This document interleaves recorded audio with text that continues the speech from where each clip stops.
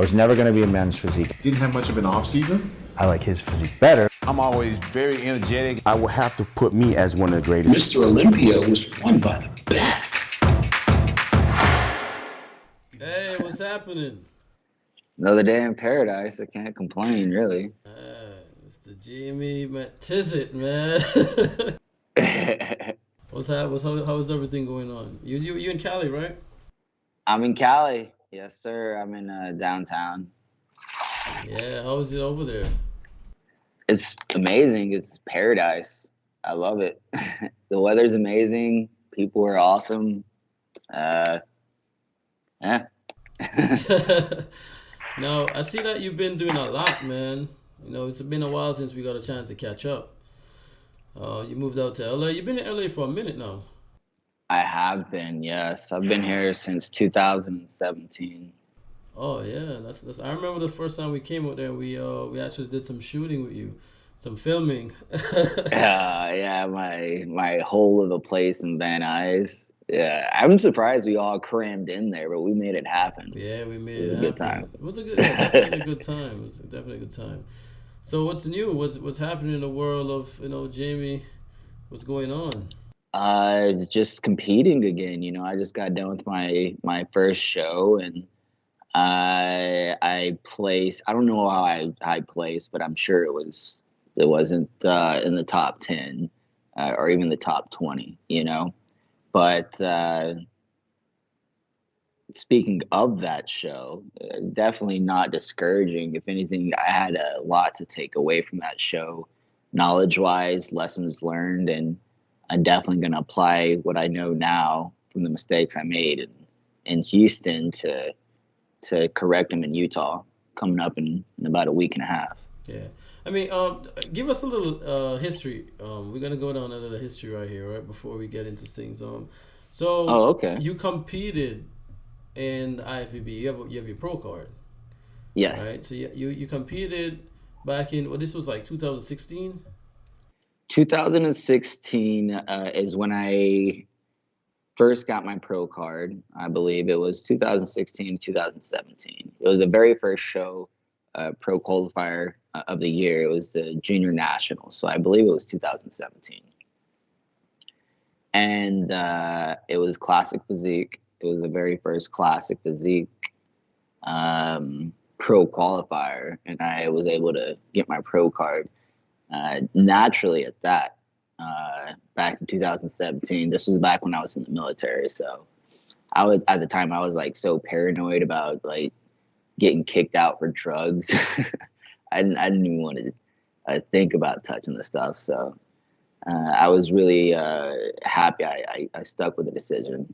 It was an easy decision for me to do it naturally. So when you say naturally, you mean you actually took nothing at all to prepare for that show? Just straight genetics, eating, and pumping iron in the gym. I mean, that's Absolutely. What I would take from GNC would be pre-workout and creatine. Creatine was like the hidden gem for me. It just responded so well to my body, so I definitely utilized it then and now. So that's a big takeaway from what I did take whenever I was leading up into my shows, was creatine. That really stuck out to me, but yeah. No, other than dieting. You're gonna have a lot of people that's gonna hear that and be like, nah, no way you can actually compete at that level, be natural. What do you have to say for people like that? I can't convince anybody, and if I tried, I wouldn't get very far. All I can do is just let them know that it is true that I did get my pro card naturally.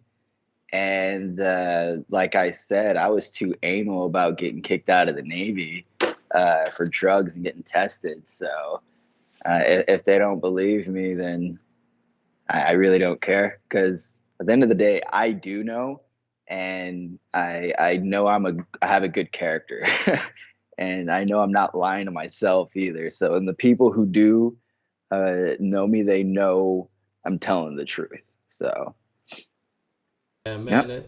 Yeah, you keep it real, right? I think that's a gift and a curse sometimes. Yeah, it surely can be, man. You know, you're gonna get criticized no matter what. You know, there's not everyone you can please. Not everyone's gonna believe you. You just gotta stay true to yourself, and that's all that matters. Hmm. So, so tell us about this show. How was the transitioning from what you did back in 2016? I know you took kind of like a time off.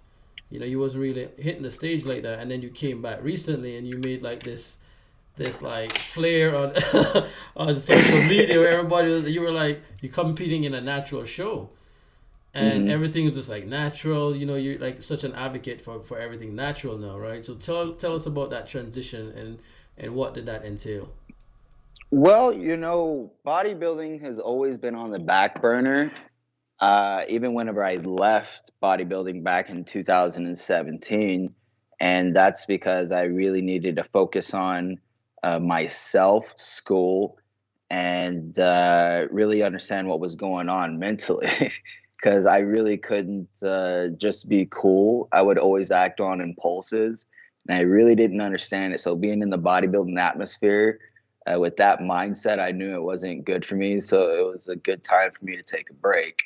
That being said, that whole time I was off, I was going to school, but at the same time, I was a lunatic. I was living in LA, still but in Van Nuys, and it seemed like I would always be hopping out of the car on somebody because I would get so annoyed at what was going on in the situation. And thinking now retrospectively, that was very dangerous. I actually put my hands on people and hurt people. I actually contemplated suicide multiple times. And I was going through that, not even knowing that this drug was intensifying my depression and PTSD I already had.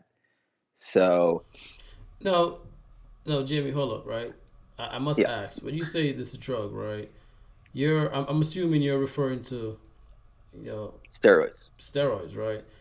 Yes. And there's a lot surrounding steroids, right? And a lot of people have their own perception of what that is. But you're saying that from your experience, it gave you a negative impact on your being, and that's why you basically, stopped bodybuilding because it basically made you. You said, as you said, a little crazy. Um, Absolutely. there's a lot of people gonna hear that and they're gonna have a static against that and say, well, it doesn't that's not my position. It doesn't have that effect on me. So is it you're saying that that's the effect it have on some people because it had an effect on you? What do you say when it doesn't have the effect on others like that? I know that not bodybuilding, but steroids do have an affect people differently. And for those who are taking it with that uh, perspective, uh, not only is it going to, uh, how can I say this? Even though it doesn't hinder your mind mentally, it's going to hinder something, whether it going to be health wise or physically. Uh, and I really don't think that people coming in to bodybuilding are really aware of the the types of things that can happen whenever you do take this stuff.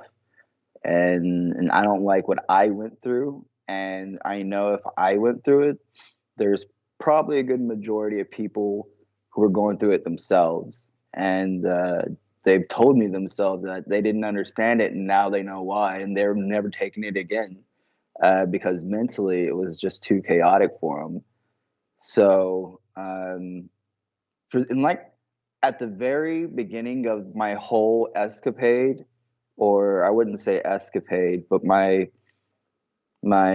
stance towards steroids is really the people coming into bodybuilding. Uh, the ones who are already been taking steroids and already fixated on it's helping them in a certain way. I'm not here to change minds. If that's them, do them. But the people who are coming into the industry, they have to have some type of example to see that you don't have to take this stuff to look good. You definitely don't have to go to the mental chaos that I had to go through, you know, even though if it's a chance that you could go through that, you know. So it didn't only impacted you physically; it was more psychologically, emotionally, based on what you're telling me. So you absolutely. had a lot of mood swings. You said you put your hands on people. Like that's crazy. Yeah. But at the time, I didn't think it was crazy. I thought people were crazy for not doing it because they were so chill, you know. And that's the how my psyche was at the time. I was just a loose cannon, uh, and I just didn't understand, you know. But I did know that I was a beast in the gym, and I wanted whatever I was getting. I wanted more of it, but I didn't understand what was going on with my mind, especially with me already taking PTSD medication. Yeah, and that came because you were in the Navy, right? Yes, Tell us about that a little bit. What was that like? the Navy was cool. You know, I actually was in for 11 years, and I did 5 tours. One was in Afghanistan, and that one was the one that really jacked me up because I was already concerned, not concerned, but I was convinced that I was going to die. We were getting mortared all the time. It was just a matter of time in my mind that I was going to get hit with one of those mortars on the way home, or get shot by one of the guns that are missing by one of the um, I can't say the words that are coming to mind because it's very offensive, and it's just, and I'm not meaning to say it offensively. It's just that's how I remember it. But the locals there, they had there was a missing gun, and I would run around the perimeter, and I always had that in the back of my mind as well. And I was very very mean at that point in time in my life, and I made it out of there. Didn't think I was, and psychologically that really did jack with me, uh, leading on out of the military. Wow. And coming out of that, that's how you found bodybuilding. As in, you thought it was going to be like an escape. Absolutely, and it was an escape. It was an escape from my life, my things that were going on at home. You know, I would just go to the gym and get lost in the gym, and I loved the progress I was making. I would get stronger. It was very easy for me to gain size, especially when I started to add the protein, just because I've always been an athlete. I've always done some type of competitive sport since grade school, so my body has been very adaptive to bodybuilding.